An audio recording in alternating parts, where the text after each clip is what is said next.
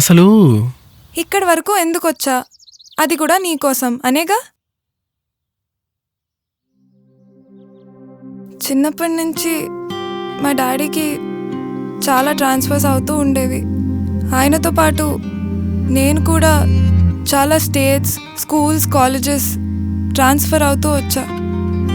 ఎక్కడికి వెళ్ళినా ఆల్రెడీ ఉన్న ఫ్రెండ్స్ గ్రూప్లో అవుట్ సైడర్లా ట్రీట్ చేసేవాళ్ళు. ఆ గ్రూప్లో ఫిట్ ఇన్ అయ్యే లోపల మళ్ళీ school change, college change. So ఇంకా ఆల్మోస్ట్ ఒక్కదాన్నే. అప్పుడే డిసైడ్ అయ్యా, నేను ఒక్కదాన్నే ఉండను, నీలాంటి వాళ్ళని ఉండనివ్వను. Now coming to you. నాకు వినేవాళ్ళు కావాలి, నీకు మాట్లాడేవాళ్ళు కావాలి. ఇంతకన్నా బెస్ట్ కంపెనీ ఏముంది?